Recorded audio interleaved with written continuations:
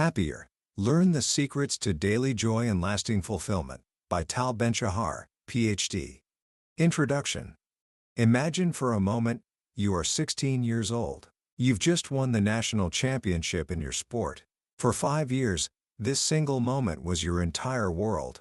Every drop of sweat, every early morning, every sacrifice was fuel for this one fire. You believed, with every fiber of your being, that when you finally lifted that trophy, an immense, unshakable happiness would wash over you, filling the strange emptiness you sometimes felt. And when it happens, the joy is electric. It's everything you dreamed of. You celebrate with your family, your friends. You are on top of the world.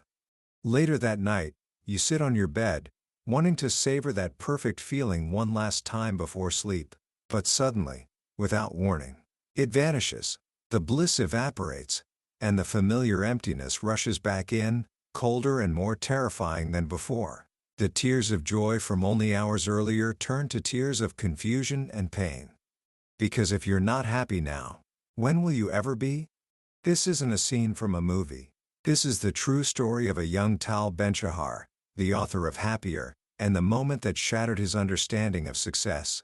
This experience sparked a lifelong obsession. How can we find lasting happiness? Not the fleeting high of achievement, but a deep, fulfilling joy that sustains us through life's inevitable ups and downs.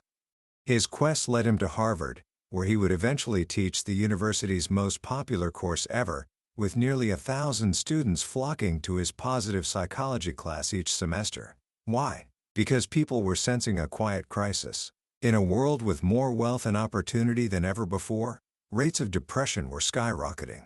We had been sold a simple formula: work hard, achieve success, then you'll be happy. But as so many of us are discovering, that formula is broken. The book we are about to explore, Happier, isn't just another self-help guide. It's the culmination of years of research and deep personal reflection. It's a bridge between the rigorous science of academia and the practical wisdom we can apply to our lives today. By the end of our journey together, you will have a new map for your life.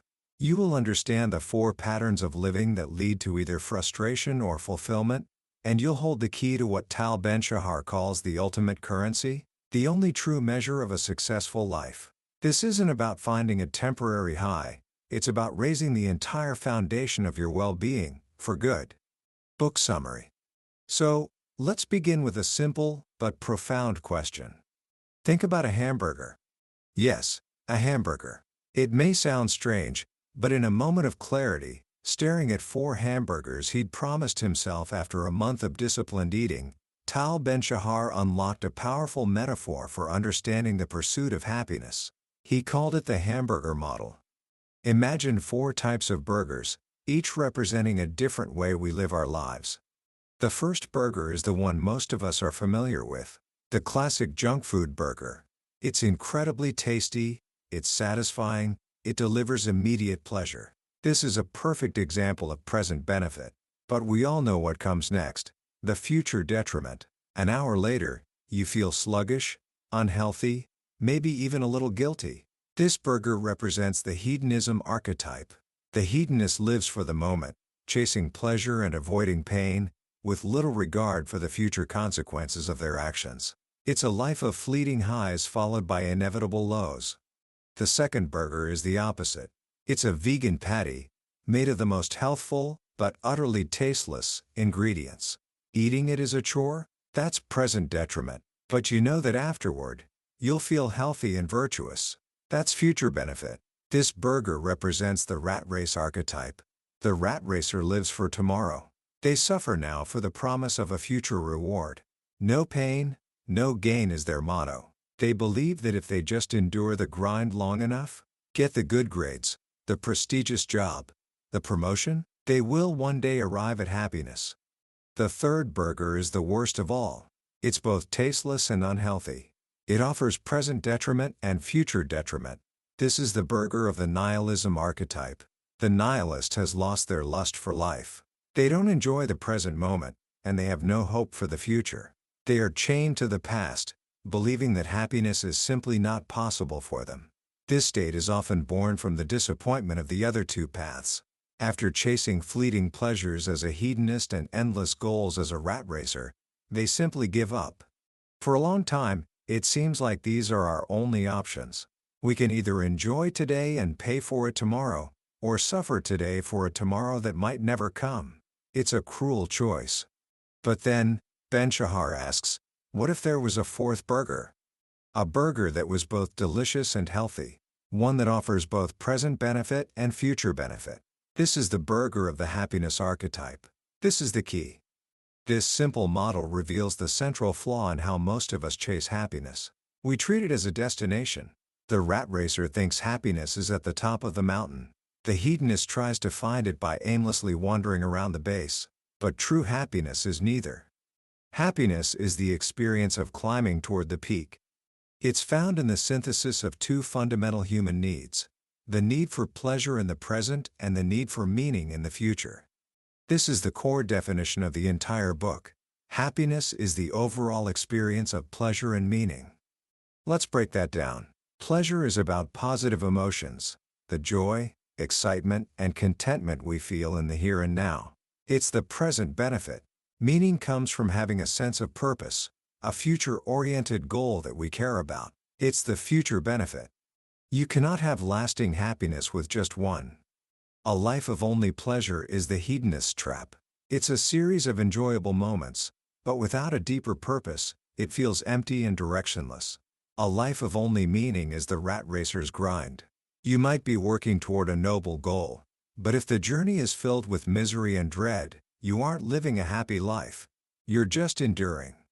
The author uses a powerful story to illustrate this. He speaks of the anti-apartheid activists in South Africa. While fighting against the oppressive regime, their lives were filled with a profound sense of purpose. It was dangerous and difficult, but it was deeply meaningful. Then, in 1994, apartheid was abolished. The goal was achieved. After months of celebration, a strange thing happened. Many of these heroes began to experience a void, an emptiness, even depression. They had won the future benefit, but in the absence of the struggle, the meaningful journey was gone. This brings us to one of the most radical ideas in the book: the concept of happiness as the ultimate currency. Think about it. Why do you want a good job? To make money. Why do you want money? To buy a nice house, to have security. Why do you want those things? You can keep asking why to almost any goal you have, and if you follow the chain long enough, you almost always arrive at the same final answer: because I believe it will make me happy. Happiness is the end goal. Money, status, prestige, these are merely means to that end.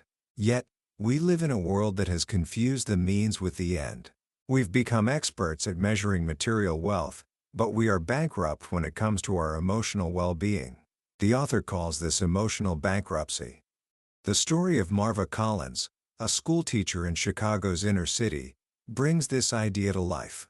In 1975, she founded a school for children who had been labeled unteachable by the system.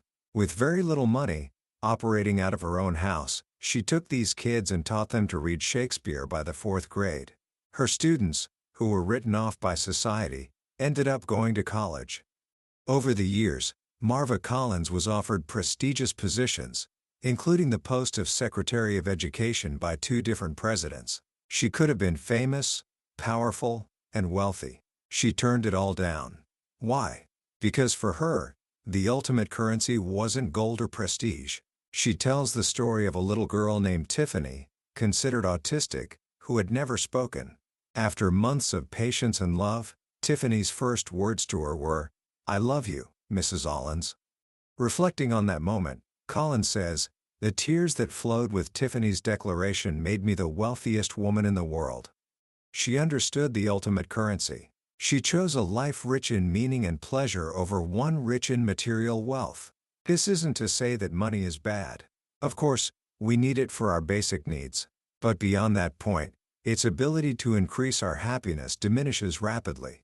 The pursuit of money as the primary goal, research shows, often leads to less happiness, not more. So how do we start earning more of the ultimate currency in our own lives? This is where the theory becomes deeply practical. It starts with reframing the role of goals. Most of us, especially rat racers, suffer from what the author calls the arrival fallacy, the false belief that reaching a destination will bring us lasting happiness. We saw this in his own story about the squash championship. Research confirms this. Lottery winners, after an initial spike, return to their previous baseline of happiness within a few months. So, are goals useless? Not at all. We simply misunderstood their purpose. The proper role of a goal is not to be a destination that guarantees happiness upon arrival. The proper role of a goal is to liberate us to enjoy the journey. Imagine setting off on a road trip with no destination. Every fork in the road would be a source of anxiety. Should I turn left? Should I turn right? You'd be so consumed with worry about where you're going that you'd never be able to enjoy the scenery right in front of you. But if you have a destination in mind, you are free. You know you're heading in the right direction, so you can relax, look out the window, and enjoy the ride. The goal provides the meaning, the future benefit. This allows us to immerse ourselves in the process and find the pleasure, the present benefit. But what kind of goals should we set? The research points to something specific: self-concordant goals. These are goals that we pursue out of a deep personal conviction or a strong interest. They are the things we want to do, not the things we feel we have to do. They come from our authentic self, not from a desire to impress others or meet societal expectations. A simple way to think about this is to ask yourself, how much of my life is driven by want-tos versus have-tos? The more you can increase the ratio in favor of want-tos, the happier you will be. To find these goals, the author suggests a powerful exercise he calls the meaning, pleasure, strengths, MPS process. It involves asking 3 questions. 1. What gives me meaning? What provides me with a sense of purpose? 2. What gives me pleasure? What do I enjoy doing? 3. What are my strengths? What am I good at? You make a list for each, and then you look for the overlap. The area where all 3 circles intersect is where you're most likely to find your calling, the work that will be most profitable and the ultimate currency. This brings us to how we apply these ideas in the core areas of our lives: education, work, and relationships. In education, most of us are taught using what Ben-Shahar calls the drowning model. School is a period of suffering and anxiety, where we're held underwater by work we don't enjoy. The only motivation is the fear of failure. At the end of the term, our head is released, and we gasp for air, mistaking that feeling of relief for happiness. This model trains us to be rat racers for life. The alternative is the love-making model. In this model, the process of learning, the reading, the thinking, the discovery, is like foreplay. It's enjoyable and engaging in itself. The aha moment, the insight, is like the climax. The journey and the destination are both sources of joy. To achieve this, we need to experience a state that psychologist Mihai Csikszentmihalyi calls flow. Flow is that magical state of being completely immersed in an activity, where you lose track of time. It's the sweet spot where the challenge of a task is perfectly matched to your skill level, not so hard that it causes anxiety, and not so easy that it leads to boredom. This is where we experience both peak performance and peak experience. In the workplace, the same principles apply. We can experience our work in one of 3 ways: as a job, a career, or a calling. A job is just a chore you do for a paycheck. You look forward to the weekend. A career is about advancement. You're motivated by money, power, and the next promotion on the ladder. A calling is work that is an end in itself. You work because you want to. It's personally fulfilling, a source of meaning and pleasure. The fascinating thing is that your orientation matters more than the job itself. The author shares research about hospital cleaners. One group saw their work as a boring, meaningless job. Another group, doing the exact same tasks, saw it as a calling. How? They crafted their work. They didn't just clean rooms. They saw themselves as contributing to the healing of patients. They engaged with the nurses, the families. They actively imbued their daily tasks with a higher purpose. A hospital cleaner who finds meaning in her work can be happier than a doctor who has lost his sense of purpose.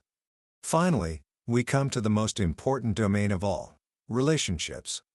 Research on the happiest people in the world reveals one single factor that distinguishes them from everyone else: the presence of rich and satisfying social relationships. And at the heart of the most powerful relationships is the idea of unconditional love. But what does that really mean?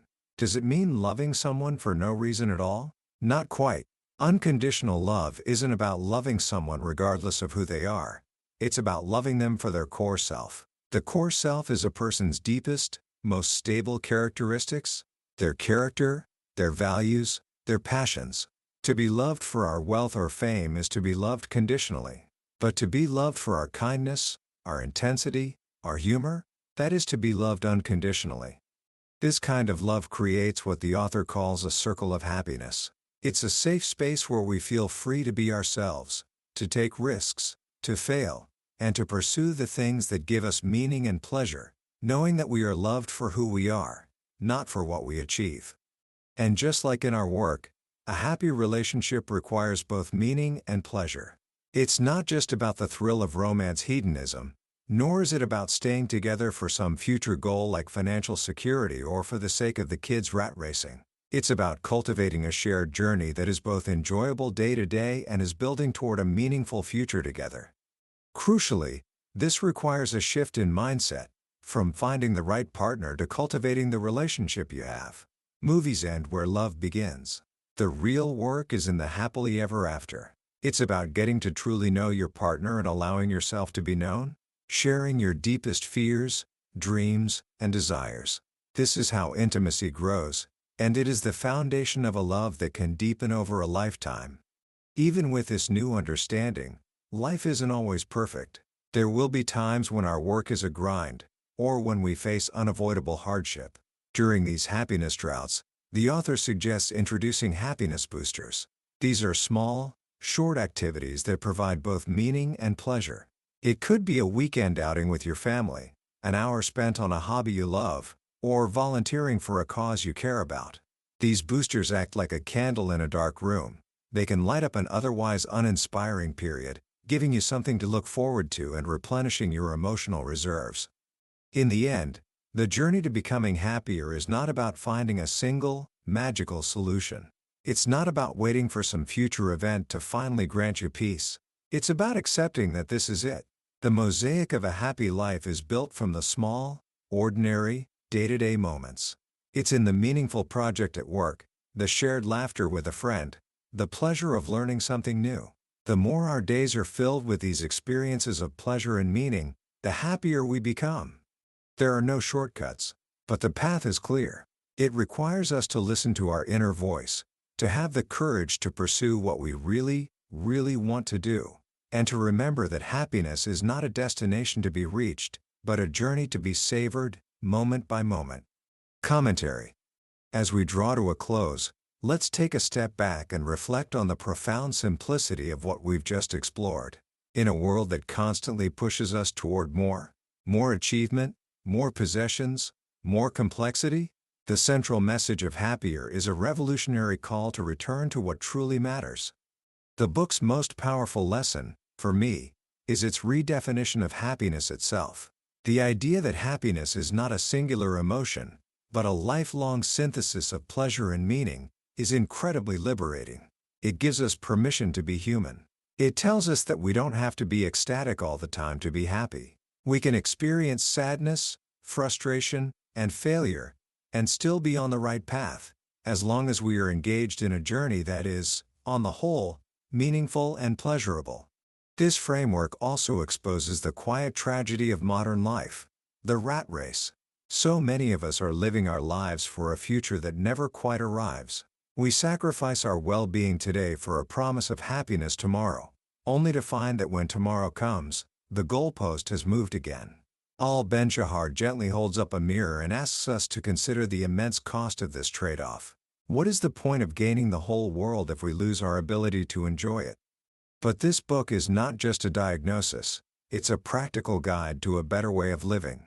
It equips us with tools that are both simple and deeply effective. So, how can you start applying these principles right now, today? Here are a few simple actions you can take. First, start a gratitude journal. This is one of the most powerful happiness boosters available. Every night before you go to sleep, write down at least 5 things for which you are grateful. They can be big or small: a conversation with a friend, a beautiful sunset, a meal you enjoyed. This simple act trains your brain to focus on the good that is already present in your life, rather than on what's missing. Second, run the 3-question MPS process on your week. Look at your calendar and ask yourself, what am I doing this week that gives me meaning? What gives me pleasure? And what leverages my strengths? You might be surprised to find how little of your time is spent in that powerful zone of overlap. This isn't about quitting your job tomorrow, but about finding small ways to introduce more wantos into your life. Maybe it's carving out 1 hour for a hobby you've neglected, or finding a small part of your job that you can imbue with a greater sense of purpose. Finally, make time for your relationships. The data is clear. Our connections with others are the single greatest predictor of our well-being. Don't just let these relationships happen by accident. Schedule them. Ritualize them. Turn off your phone when you're with the people you love. Focus on knowing them more deeply, and on letting them know you. That was a summary of Happier by Tal Ben-Shahar.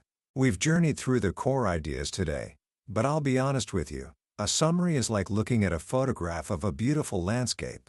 It gives you the idea, but it can never replace the feeling of actually being there. The real magic of a book like this happens in the quiet moments of reading, when a particular story or a simple phrase connects with your own life in a way you didn't expect. This summary is a map, designed to help you see if this is a journey worth taking. If anything we've talked about has struck a chord, I encourage you to pick up a copy. Reading it isn't just about learning. It's an experience that can genuinely change the way you measure your life.